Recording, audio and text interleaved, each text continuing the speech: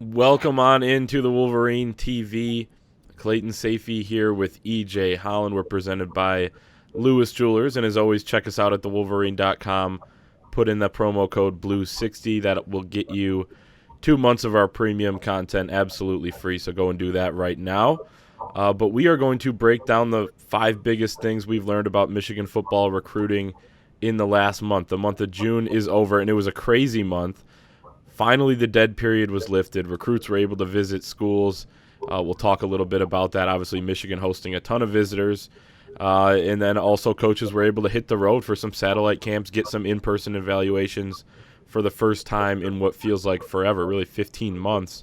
So obviously it was a huge month for college football recruiting.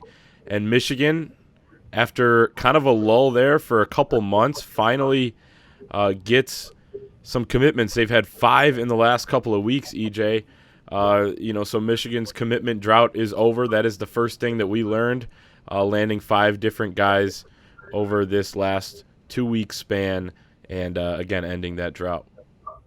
Yeah, definitely.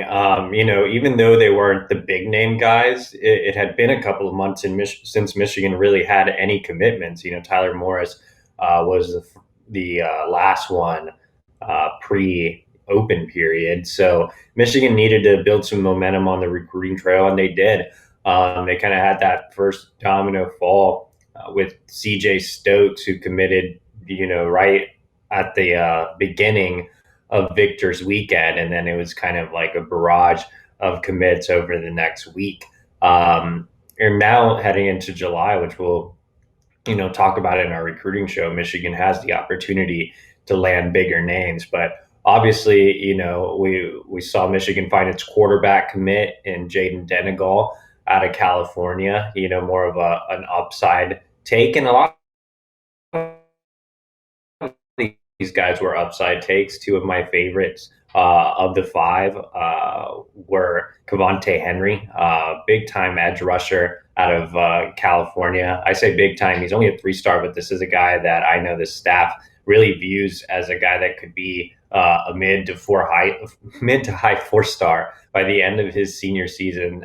They love his potential. I do too. He definitely has a ton of speed coming off the edge. He's a guy that kind of just plays with, reckless abandonment. He's a guy that just really kind of embodies what you want in that edge rusher out of a 3-4. And then Alessandro Lorenzetti, I think, is an impressive offensive tackle. He played his sophomore year up in Canada, didn't have a junior season. He transferred to a boarding school in Connecticut. And, even though basically all states had some type of high school football season, the boarding schools in Connecticut did not. That's why you didn't see Tristan Bounds play last cycle, who signed with Michigan. So he's a guy that nobody has really seen, but he's a big body, really athletic. Every time he worked out in front of his school, he came away with an offer. So he had a big June. I think Michigan found true gems in Henry and Lorenzetti. The next thing that we learned, and as you mentioned, some of this ties in, it really all ties in together, but was that Victor's weekend was a huge success. You mentioned that it was, one of the, I think it was the 3rd visit weekend of the month. Michigan deciding to try to bring in a bunch of elite guys all in at once and all the commits all in at once to try to get that family atmosphere going, get the commits, interacting with some of the targets, trying to convince them to come on campus. A lot of star power there. Michigan pulled out all the stops, and we've talked about this in the past, but it just continues to be a major takeaway from this month because John Harbaugh is in town. Jim Harbaugh hosts the barbecue / pool party at his house, which was described as a huge house by Deion Walker, which I thought was funny. But those guys all, getting to spend personal time with the coaching staff, in just countless other things. Walter Nolan, the 5-star defensive tackle, was probably the headliner in terms of visitors. But just overall, Victor's weekend could not have gone better, it seems like, for Michigan. Yeah, they had a lot of different activities scheduled out. The guys went paintballing. They had the barbecue at Jim Harbaugh's house, which is something different and definitely something that deserves applause.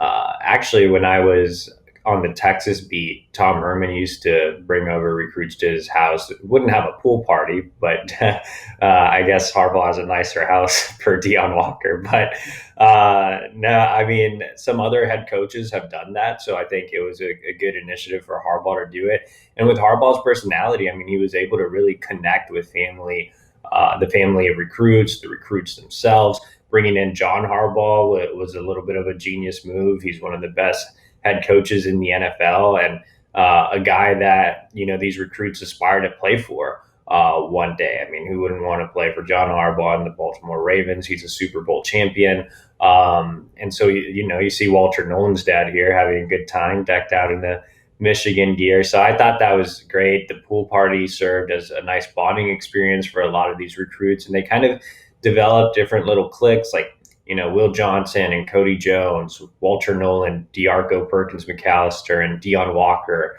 spent a lot of time throughout the weekend. Alessandro Lorenzetti, Connor Jones, Austin Brown spent a lot of time through the weekend. So you had these little pockets of guys really, developing strong relationships. And then you also had kind of the players getting to hang out with them throughout the weekend. Michigan gave their pitches with academics, branding. You had Walter Nolan take a photo with on the graffiti wall where it said "Follow me," and it had his Twitter handle. And overall, it was just a really good weekend. I think, obviously only one commit came out of it at the time with C.J. Stokes, but I think it kind of really set the tempo for what could be a busy rest of the summer. Don't forget about Aaron Alexander either, who committed over that weekend. But he wasn't in town, though, was he? He was not in town, but Gotcha. he did commit that same weekend that was going on. So I guess I was wrong there. You're more accurate with the one commit actually that was on campus during Victor's weekend. Pulling the trigger there in C.J. Stokes.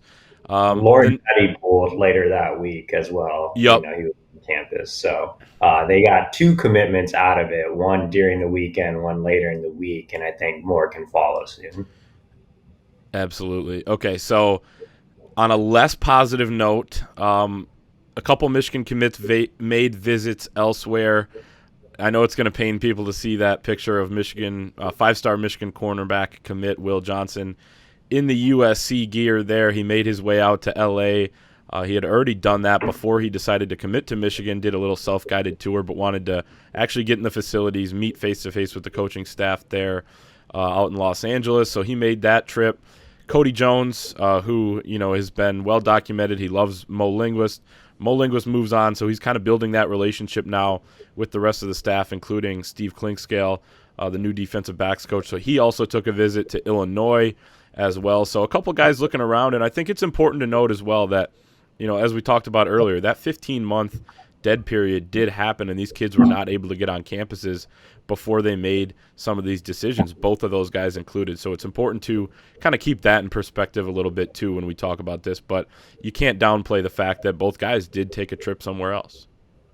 Yeah, like you said, the open period gave these guys an opportunity to check out some programs they didn't have a chance to check out before they committed. In Will's case, he did go out to USC, took a self-guided tour, but it's obviously not the same as getting a true visit. So he went out there, really enjoyed his time in Los Angeles, got to hang out with friend Damani Jackson a little bit, spent a lot of time with Dante Williams, who's his lead recruiter out there, USC associate head coach.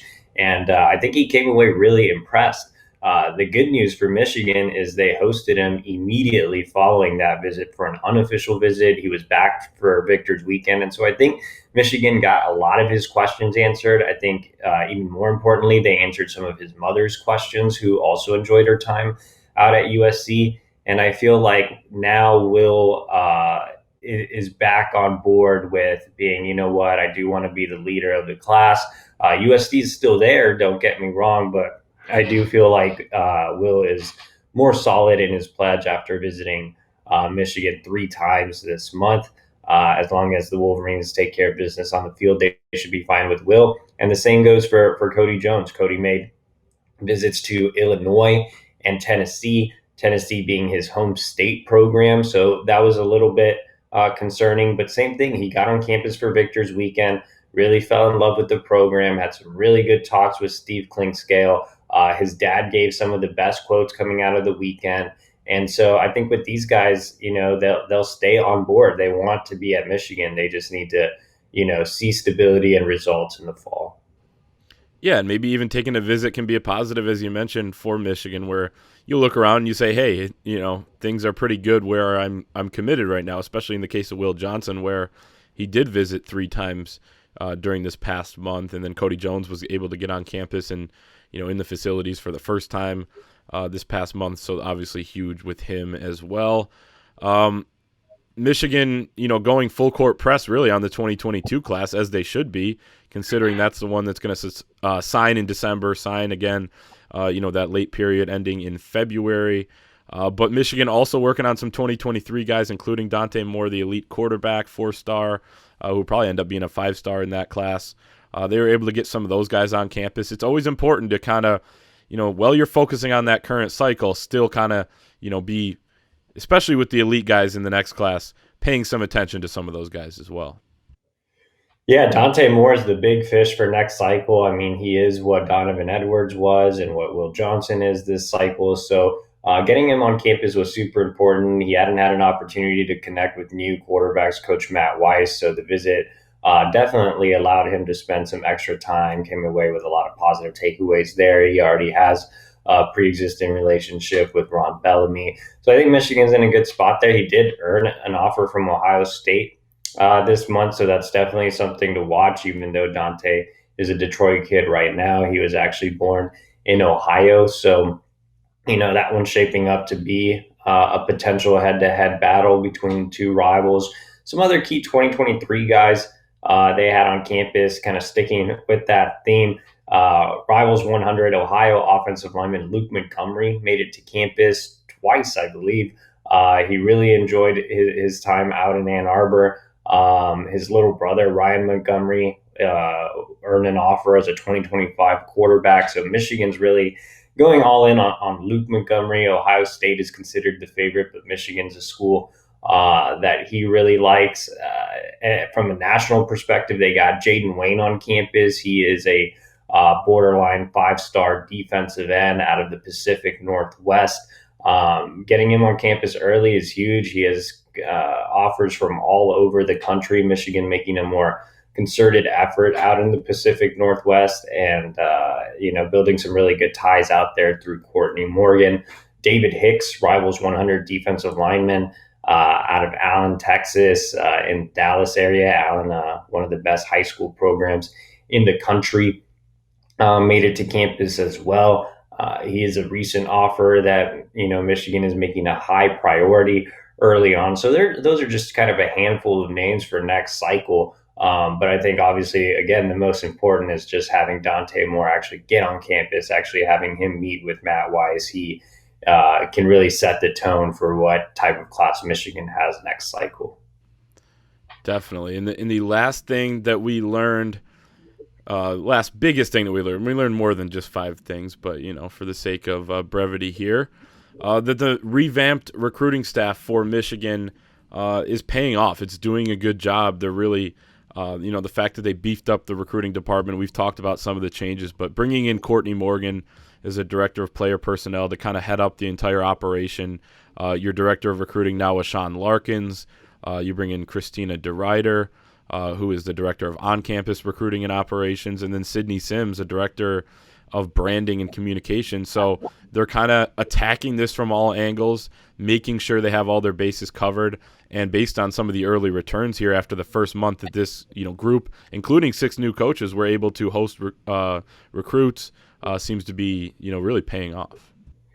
Yeah, it really does. I think the recruiting department obviously needed a change. They completely overhauled it, made a ton of additions, and it paid off on these visits. These kids really had fun. They kind of immersed themselves in the Michigan experience, thanks in large part to the recruiting department making simple tweaks, having different activities planned for the guys, whether it was paintballing or bowling, or having that barbecue at Jim Harbaugh's house, having the victor's meal in the press box is something that a lot of recruits mention. Getting more of the support staff involved. So guys that might not necessarily be mentioned by recruits were mentioned throughout the month of June. So like Ben Herbert, the strength and conditioning coach, was a big takeaway for a lot of recruits. They loved his message and the presentation that he had set up. Abigail O'Connor, the director of nutrition, is another person that was brought up throughout the month of June. They had Claiborne Green, who is the academic leader, give some really, really good presentations.